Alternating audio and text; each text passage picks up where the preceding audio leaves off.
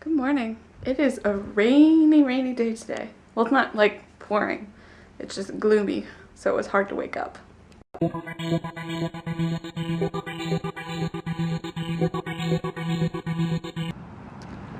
Oh yeah. Lovely day. At least it's cool. I mean, and it's not ugly, really. It's just gloomy. But I like rain sometimes. Although I wore my galoshes because I thought it was worse than this. So I'm wearing galoshes and it's really not that bad out. Oh well. And then I was starting to dry my hair and I was like, it's wet outside. Why would I dry my hair? So I just stopped. So I was gonna go see a play today. It's the last day. It's called Lysistrata. And apparently it's supposed to be funny. Really funny. And a couple of my friends like put it together and stuff. Or different parts of crew, and I was gonna go see it, but I figured I should probably start my senior research. And I haven't started it yet because I really don't, I hate starting things. Like the first paragraphs of things, whether it be fiction or papers, I hate starting things. I hate ending things too, but starting things are always a heck of a lot harder. But once I get into it, like, I can write for hours. It's just starting that sucks. So I just started pulling quotes from an article, and it's about bricolage, which I think I described once before. It's basically the fitting together of parts and pieces.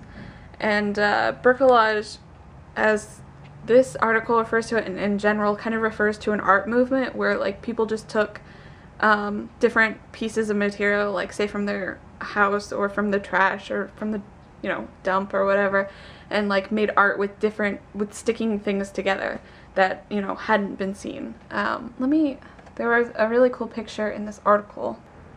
Okay, so here's an example.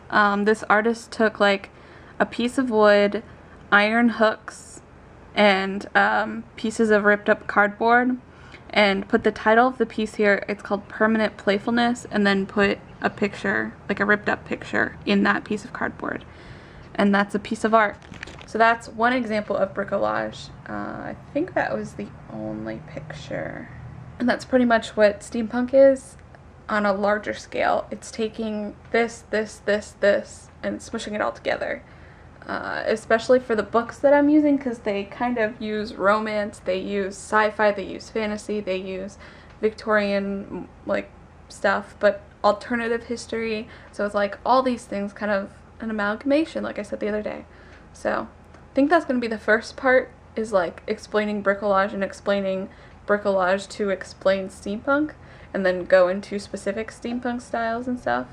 Something like that. I don't know. I do plan on using, because Gail Carriger has like on her website, it's like, what is steampunk? And she has a really nice like page describing what her interpretation of steampunk is.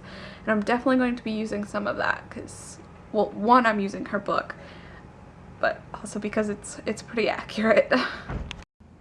Oh, you can't really see, but that squirrel keeps running by. It's really funny, since I have like my window open and stuff, all I hear is as it keeps like running back and forth between trees and stuff. It's really funny because I'm like, is somebody walking? Nope, that's just a squirrel. I have 4 pages of senior research to write, so what am I doing?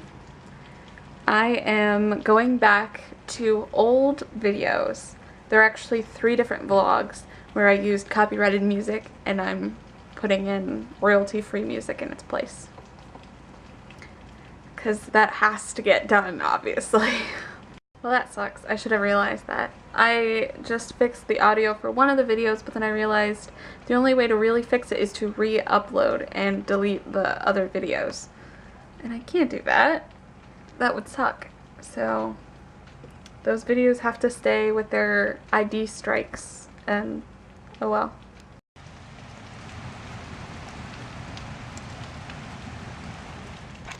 I love the sound of rain.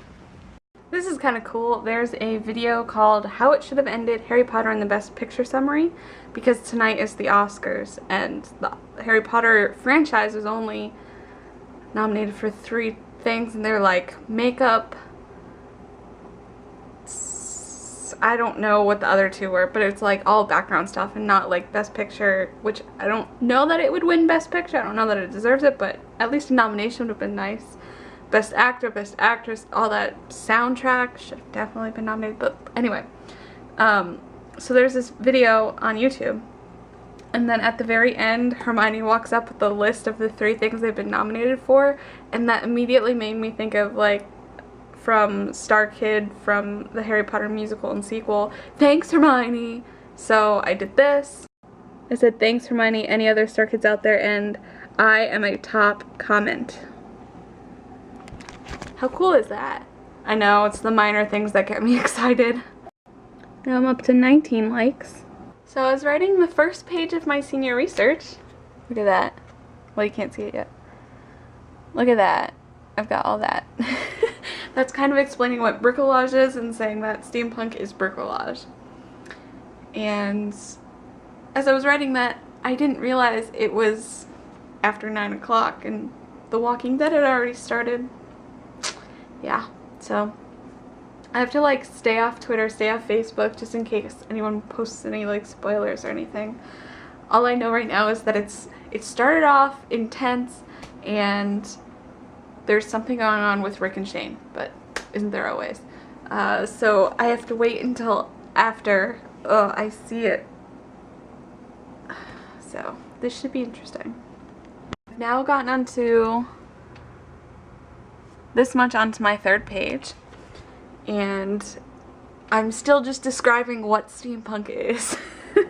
That's how complex it is. And my last sentence, I'm trying to decide if it's harsh enough or not, because it still needs to sound professional and not as a complaint to people who don't know I'm bashing them, but it still needs to be a bash. And I specifically want to kind of criticize the people who just kind of like put cogs and gears on clothes or hats or bags or whatever and then just calls it steampunk. Like, wears normal clothes and then puts gears on and then it's steampunk. Like, that is not steampunk. You don't understand. That's not. And I really want to get that across in my paper. So I just said, many people unfamiliar with the complexities of steampunk can still recognize a piece of steampunk literature, art, or fashion from the addition of cogs and gears.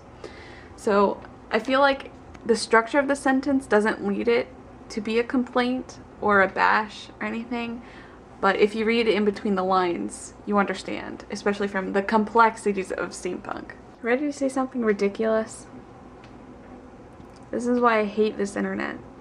1.19 megabits per second download speed, opposed to 10.14 megabit per second for upload. So the upload, I'm okay with. The download, not so okay with. I can't do anything. It's very frustrating. Okay, so I just realized that The Walking Dead re-airs at 11 o'clock, and it's just 10:52. So I'm going to catch the re-airing of The Walking Dead, and then finish up my senior research. Look at that, got to 48 thumbs up. That's pretty cool. The Walking Dead starts now. Yes, yes, yes, yes!